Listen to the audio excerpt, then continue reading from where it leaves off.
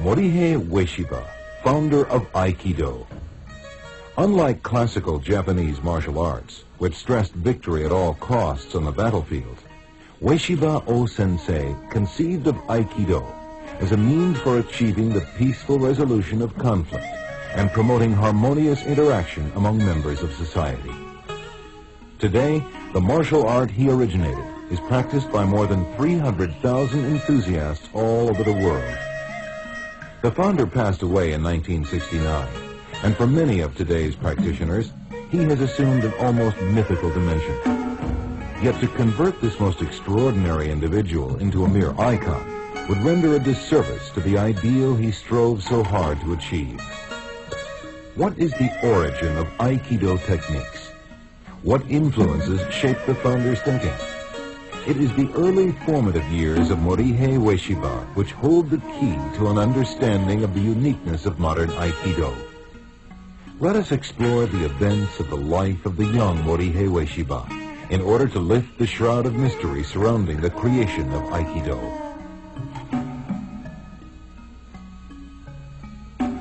Morihei was born in the port town of Tanabe in Wakayama Prefecture on December 14, 1883, as the only son of prominent community member Yoroku Ueshiba.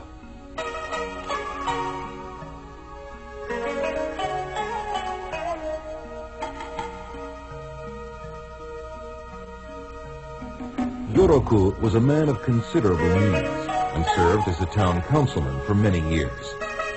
Morihei started out as a sickly child, but with his father's encouragement, he engaged in strenuous exercise, gradually achieving robust health.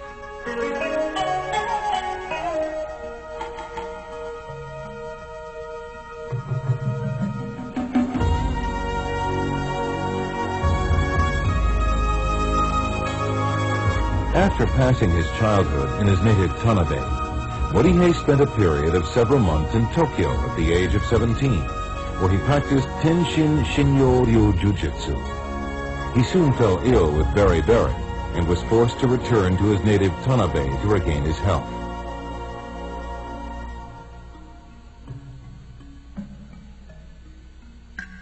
In late 1903, Morihei joined the Japanese Imperial Army shortly before the outbreak of the Russo-Japanese War.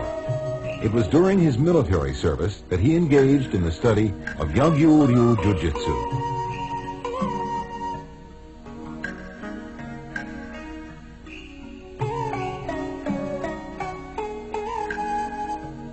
Back home in Tanabe, after distinguishing himself in military service, Morihei spent several restless years, during which time he engaged in a brief period of training in judo about 1910.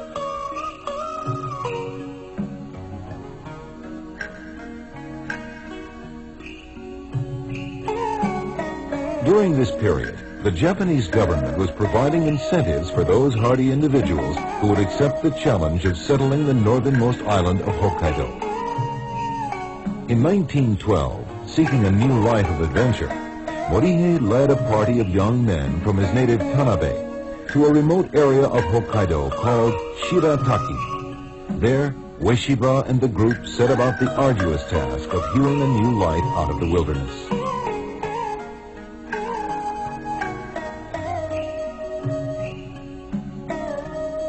Morihei was a leading citizen in this sparsely populated area and served for a time as a councilman.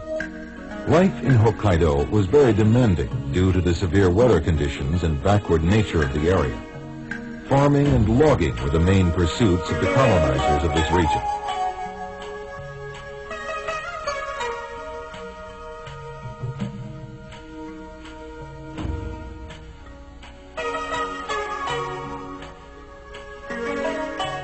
In 1915, Morihei had his fateful first encounter with Sokaku Takeda of Daito-ryu Jujutsu. This meeting changed the course of the founder's life, and the techniques of Daito-ryu left an indelible stamp on the Aikido which would later emerge. Morihei later invited his teacher Takeda to his home in Shirataki to accelerate his learning of the techniques of Daito-ryu. After a short time, Morihei was awarded scrolls attesting to his proficiency in Daito-ryu Jujutsu.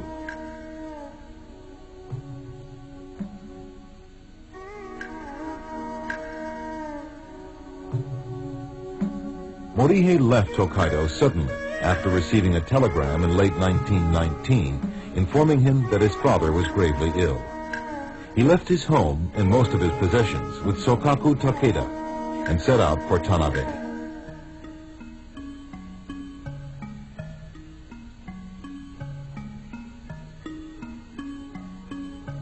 As Morihei was en route to his hometown, another event of great importance in the future development of Aikido was to take place.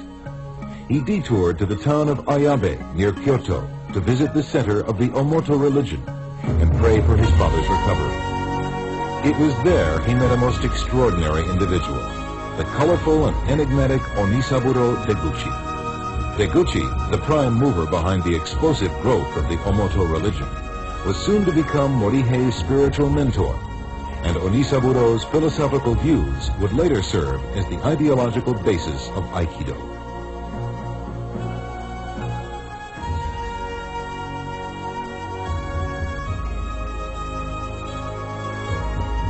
Arriving too late to comfort his dying father and overcome with grief, Morihei moved his family to Ayabe in the spring of 1920 to seek solace in the Omoto religion. He became an active member of the religious community and a trusted follower of Onisaburo Deguchi.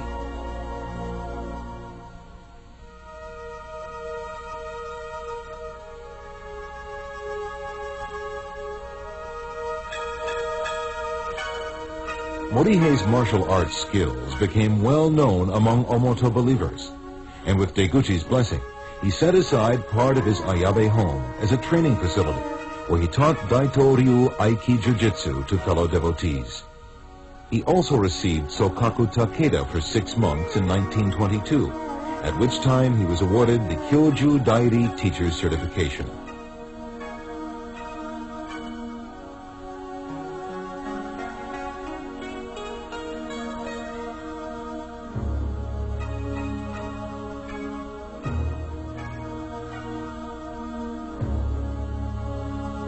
Ueshiba became part of the inner group of Reverend Deguchi and served as his bodyguard.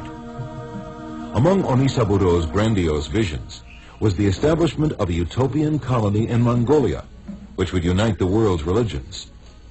Onisaburo and a party of close associates, including Morihei, left secretly for the continent in February 1924.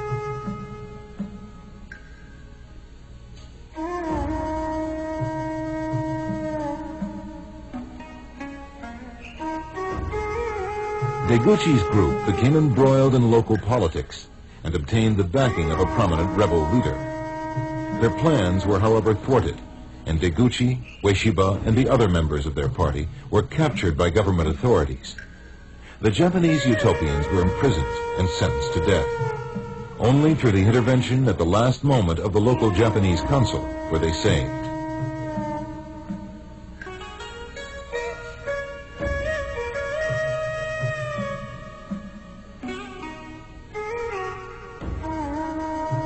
This close brush with death tested Morihei's courage to the limit and caused him to enter into a period of deep self-examination.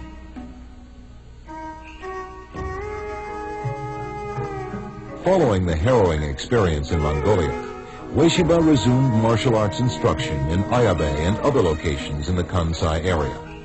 His fame as a martial artist gradually spread, and the founder was eventually invited to Tokyo to give demonstrations and seminars on behalf of Japan's military and political elite.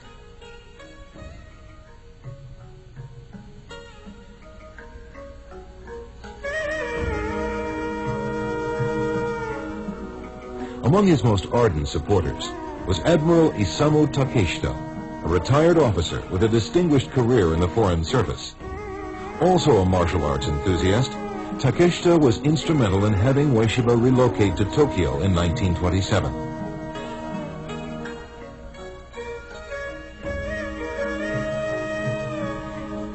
In 1930, Ueshiba had a visit from the famous Jigoro Kano, founder of Judo, who was highly impressed with his unusual and graceful techniques. Kano dispatched several of his leading students to study under Ueshiba. After teaching in various locations in Tokyo with the support of a number of wealthy and influential patrons, Ueshiba finally settled permanently at a new location called the Kobukan Dojo, which opened in Tokyo's Shinjuku ward in April 1931. His martial art was gradually evolving away from the more jujitsu-like Daito-ryu techniques he had learned from Takeda, towards what came to be called Aikido. Interestingly enough, it is in this period of Morihei Ueshiba's life that his techniques are the most clearly documented. This is largely due to the survival of a series of more than 1,000 technical photos, which preserve for posterity his dynamic Aikido.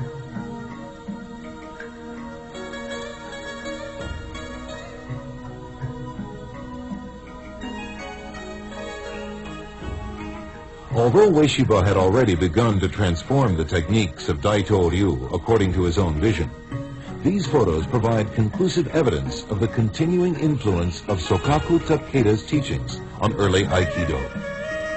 The complex joint locks and pinning techniques shown in these photos are unmistakably from the Daito-ryu technical repertoire. And now we present the classic 1935 film, Budo.